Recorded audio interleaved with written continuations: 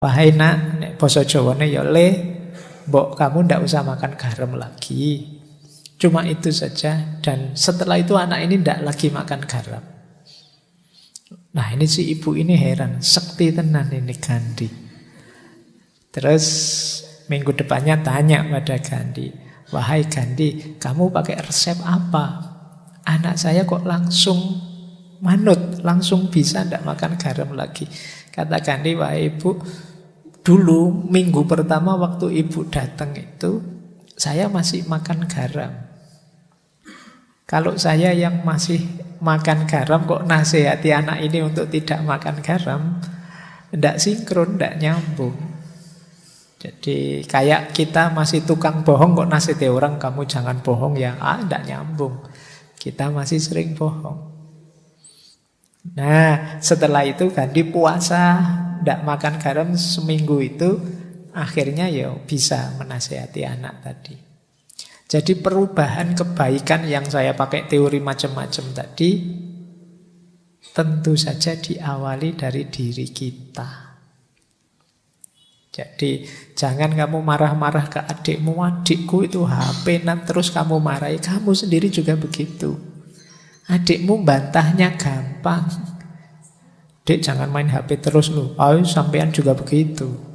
Dia membaliknya gampang dia. Maka awali dari diri kita sendiri. Jadi bukan berarti ini anti medsos, anti HP loh ya. Gunakan secukupnya saja. Sesuai kebutuhan dan jangan lupa prioritas-prioritas dalam hidup. Dan jangan mudah terdistraksi oleh hal-hal yang tidak penting tadi. Sebenarnya kuncinya di situ. Yeah. Baik, saya kira itu Mas. Oke, selanjutnya dari yang Putri lagi.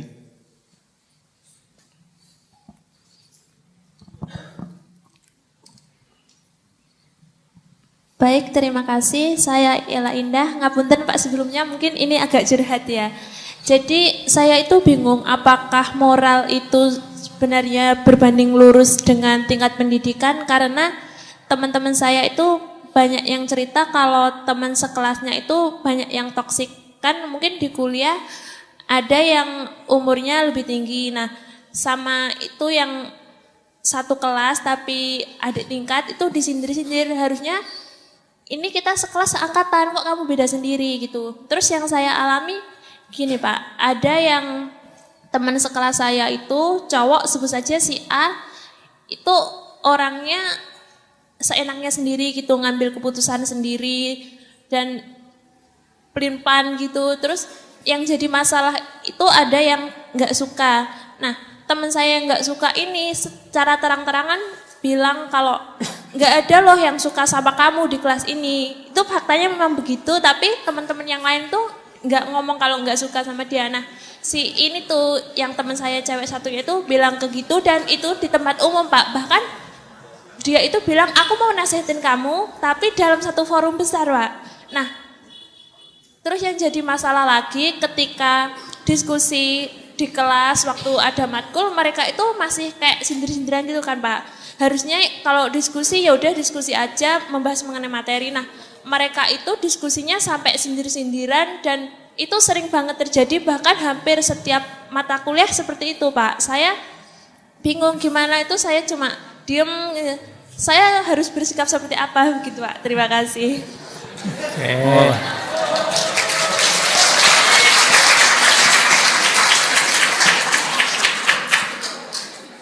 Baik, itu sebelumnya saya tanya dulu, ada enggak temennya yang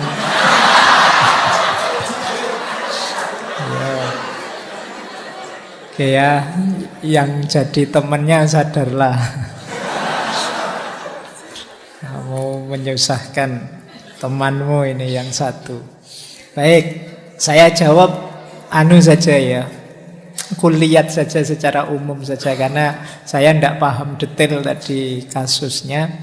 Yang pertama begini, sering saya bilang relasi ideal antar manusia itu namanya cinta.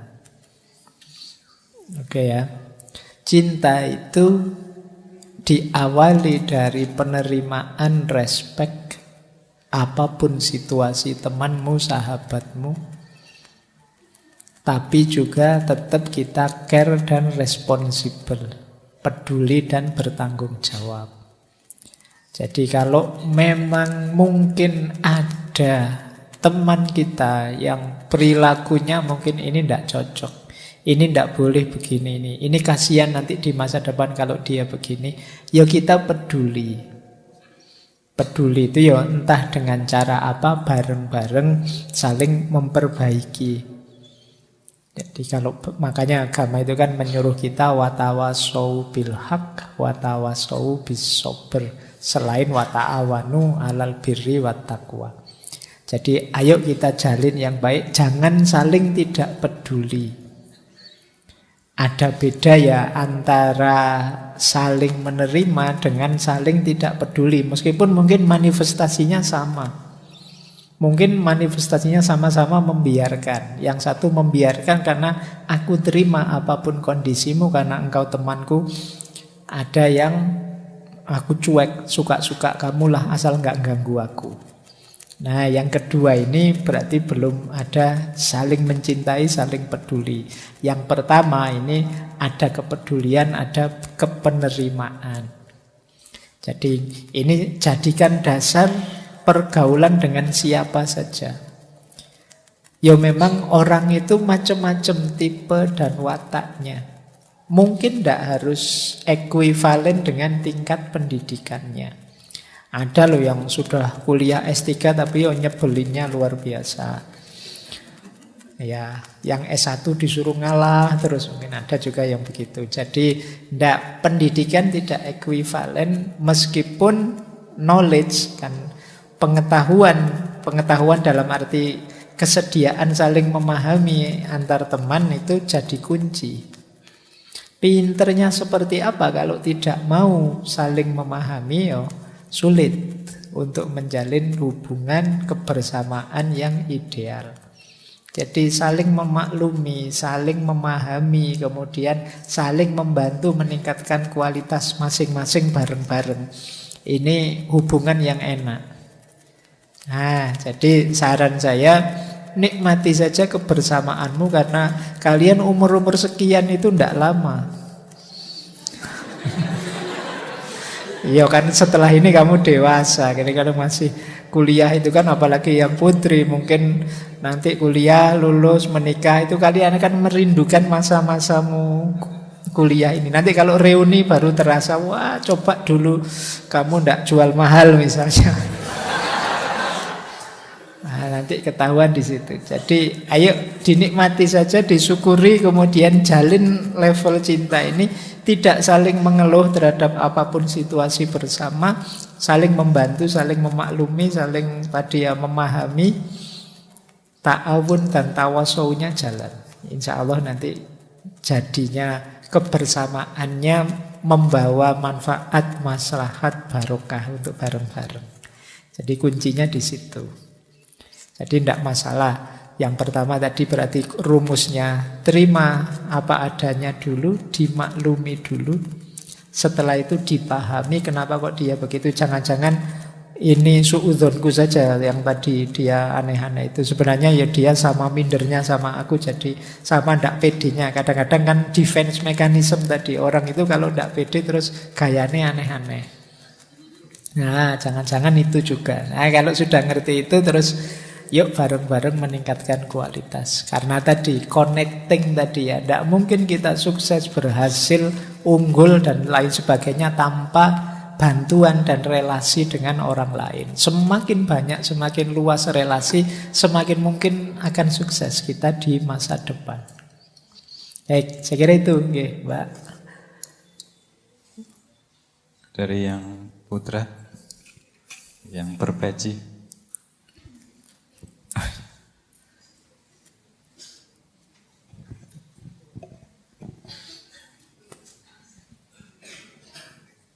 Bismillahirrahmanirrahim. Mungkin saya mau menanggapi yang kepercayaan tadi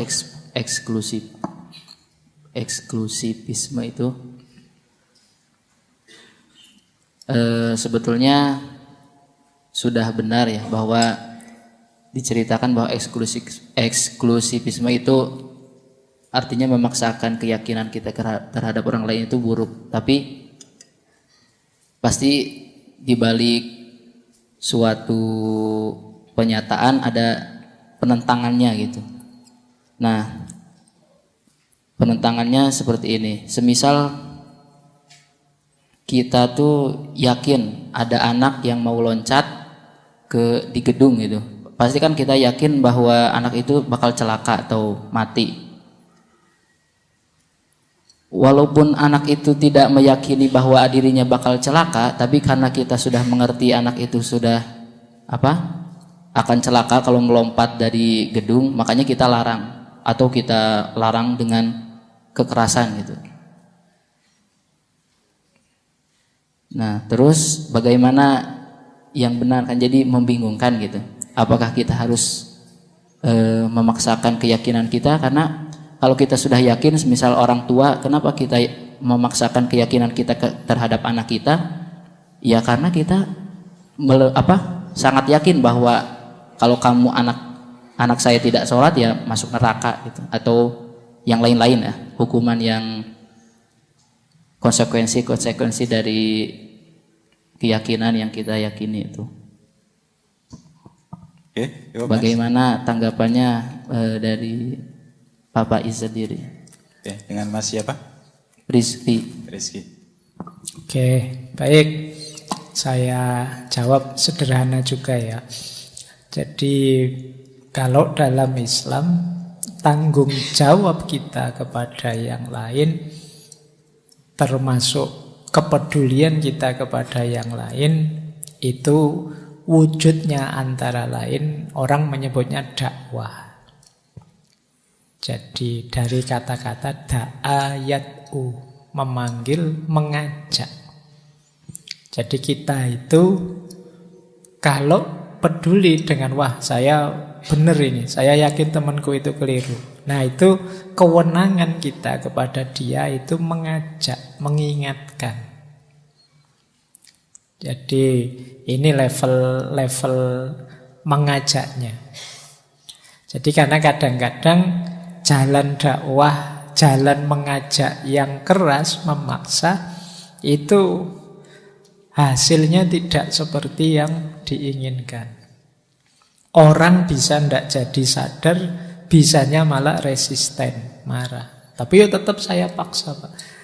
Saya ada beberapa pengalaman, ada orang tua yang memaksa anaknya untuk menghafalkan Al-Quran. Ini baik, luar biasa baik. Tapi karena jalannya memaksa, akhirnya apa?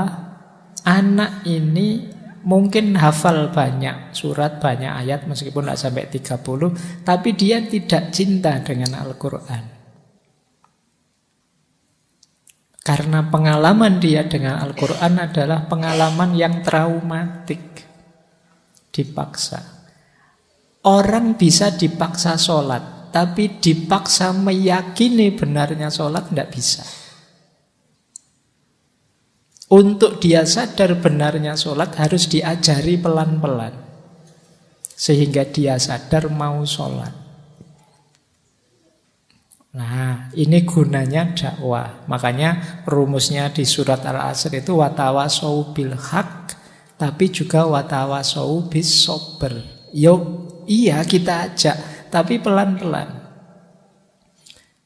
Lah kalau tetap tidak mau, Pak, sudah saya ajak loh, Pak, saya tetap tidak mau. Kalau bahasanya Al-Quran, innaka lan tahdi man ahbabta. Jadi bukan engkau yang memberi hidayah, Allah yang memberi hidayah. Jadi tugasmu selesai. Ini kan ayat ini turun ketika Nabi prihatin tidak mampu mengajak, ada yang diajak masuk Islam tidak mau. Kata Allah, ya innaka lan tahdi man ahbabta, bukan engkau yang memberi hidayah. Jadi kewenangan kita mengajak, mengarahkan, nuntun. Kalau yang diajak tidak mau, yang dituntun tidak mau, ya sudah. Yo kita harus sabar juga, tetap pelan-pelan. Sopo ngerti lama-lama dia sadar, kita juga jangan putus asa. Tapi strategi keras itu tidak akan menyadarkan. Orang mungkin terpaksa, tapi kesadaran dan kemauannya sulit untuk bisa dibangkitkan melalui paksaan. Ya seperti gambaran saya tadi. Jadi kalau kamu tidak sholat, tak pukuli lo, tak anui lo. Ini kalau untuk anak-anak yang pikirannya belum utuh, itu mungkin efektif. Tapi orang tua di kayak gini tidak bisa. Kalau kita punya teman misalnya sama-sama mahasiswa kok tidak sholat, itu kita pakai kekerasan bisa urusan polisi. Kalau kamu tidak sholat tak pukuli lo. Kalau kamu urusannya polisi kalau sudah itu. Nah, jadi rumusnya itu. Makanya Rasulullah itu memberi rumus. Kalau kita melihat kemungkaran, pertama mengubahnya biyadihi. Biyadihi itu maksudnya apa? Gunakan kekuasaan. Kekuasaan itu berarti yang di bawah kuasa kita bisa kita mainkan. Karena kamu anak buah saya, yo di sini setiap zuhur harus sholat ya. Ini biliat, menggunakan kekuasaan. Tapi bukan kekerasan. Kalau tidak mau ya silahkan tidak kerja di sini. Nah ini namanya kekuasaan. Kalau memang di luar kuasa kita, yo bilisanihi, dinasehati, dipahamkan dan lain sebagainya. Kalau memang tidak mampu ya saya bilang tadi itu sudah bukan tanggung jawab kita. Jadi kita bil kolbi, jadi ya wis mau gimana lagi, menurut saya engkau keliru. Yang saya yakini ini loh yang benar, ya sudah. Jadi itulah namanya dakwah. Jadi tidak agresif menyerang, apalagi menyerangnya dengan cara menjelek-jelekkan, apalagi di medsos, apalagi bongkar-bongkar aibnya, itu sama sekali tidak dituntunkan. Ada banyak cerita yang juga sering saya sampaikan betapa arifnya, betapa lembutnya para ulama ketika mendakwahkan Islam. Contoh paling sederhana yang dekat dengan kita ya, yang dilakukan oleh para wali songo ketika mendakwahkan Islam ke masyarakat Jawa. Baik, saya kira itu untuk pertanyaan tadi. Ya, satu lagi terakhir dari sini. Dulu.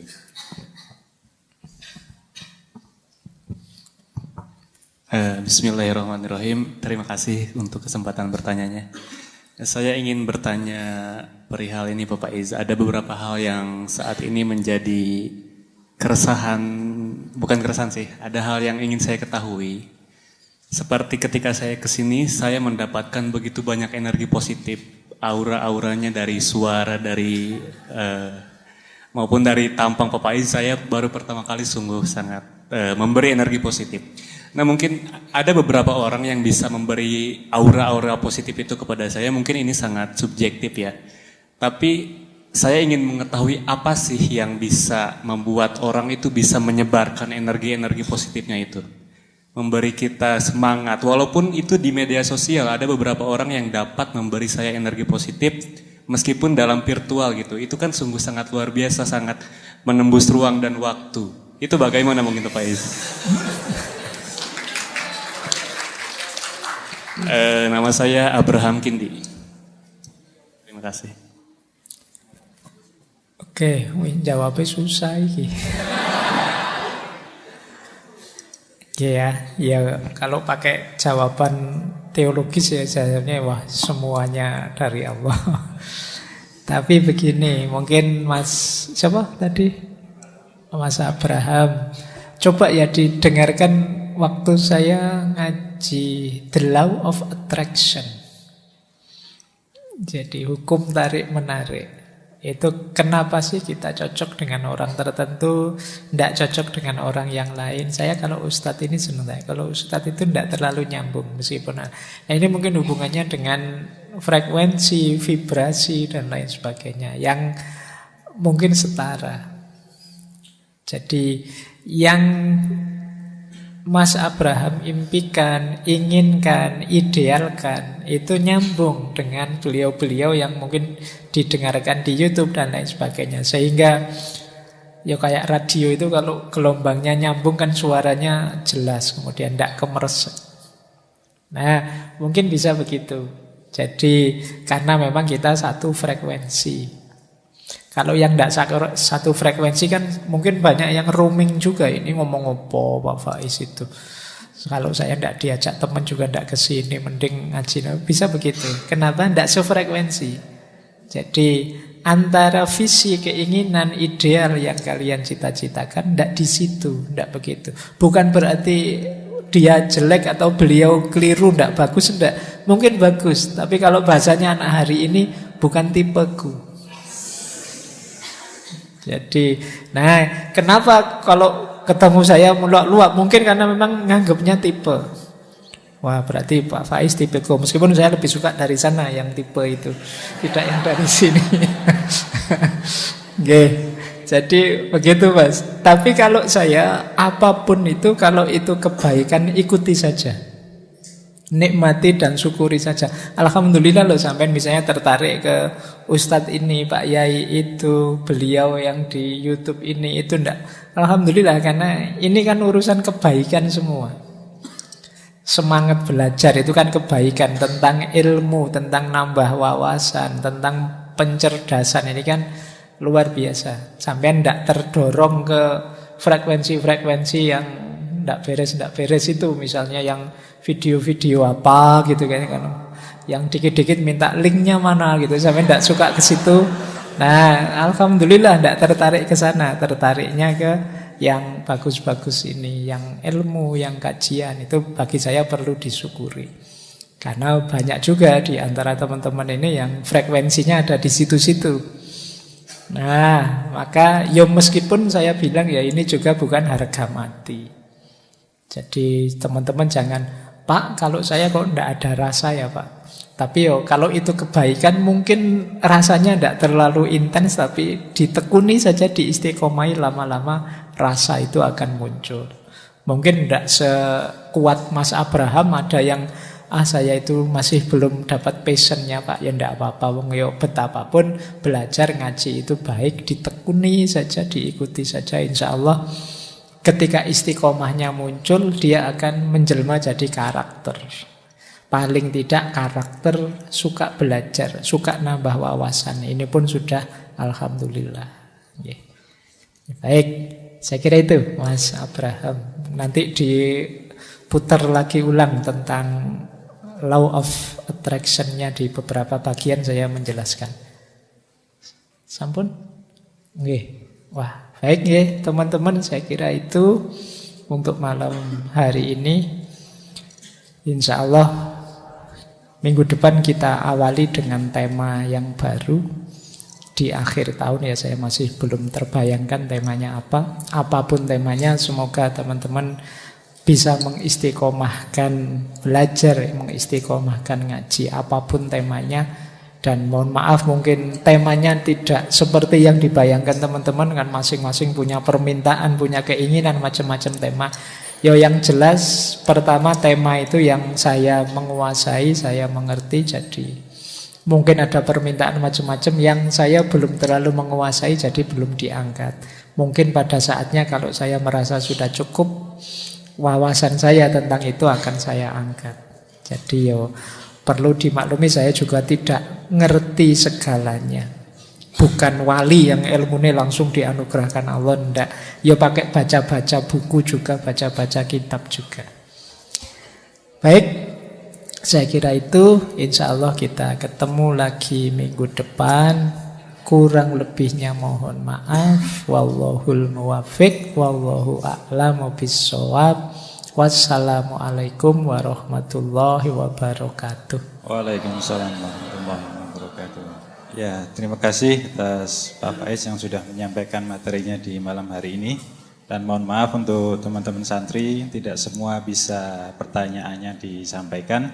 Tapi paling tidak sampai ngaji edisi yang ke-374 malam hari ini, mungkin ada kegelisahan atau permasalahan itu bisa disimak lagi ngaji-ngaji yang sudah berlangsung selama ini. Oke, ada bagi yang tadi kesempatan bertanya, ada dua buku ini yang bisa diajak foto dan dibawa pulang. Oke, mari kita akhiri ngaji filsafat malam hari ini dengan sama-sama membaca hamdalah. Alhamdulillahirabbil alamin. Kurang dan lebihnya kami mohon maaf. Saya akhiri. Assalamualaikum warahmatullahi wabarakatuh.